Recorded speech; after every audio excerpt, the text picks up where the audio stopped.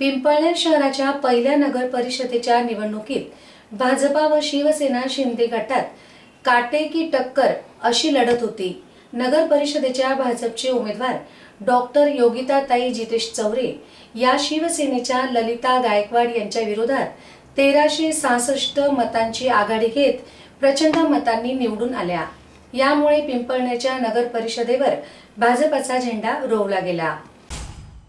या निवडणुकीत भारतीय जनता पक्षाचे 8 व नगराध्यक्ष असे 9 व शिवसेनेकडे 8 नगरसेवक निवडून आले, तर 2 अपक्ष उमेदवारांनी मुसंडी मारत आपले पद कायम केले।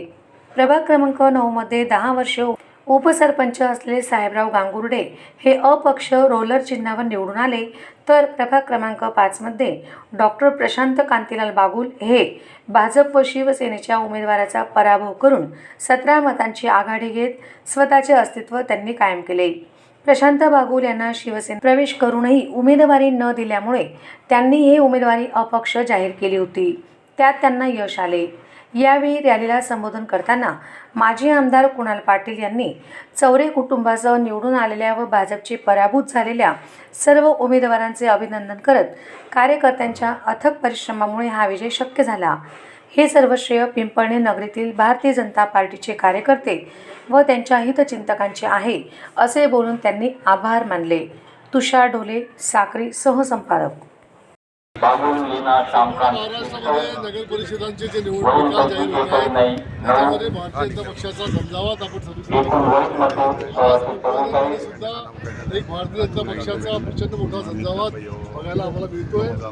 आज आमच्या नगराध्यक्ष पदाच्या 1366 लोकांनी निवडून आले आहेत।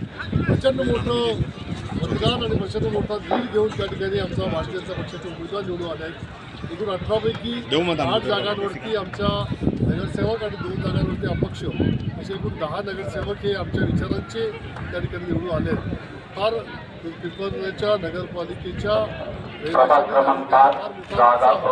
या निवडणुकीमध्ये त्या ठिकाणी त्यांनी या ठिकाणी मतदान केलं आहे। येणाऱ्या काळामध्ये फडणवीस साहेब यांच्या नेतृत्वाखाली नगर परिषदेमध्ये सुद्धा विकास हा संपूर्ण महाराष्ट्रात चालला आहे। तशा नगराध्यक्षांच्या आणि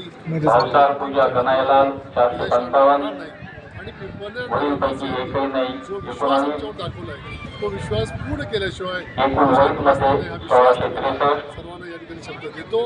सर्व मतदारांच्या आमच्या सर्वांच्या वतीने आमच्या भारतीय जनता पक्षाच्या पूर्ण टीमच्या वतीने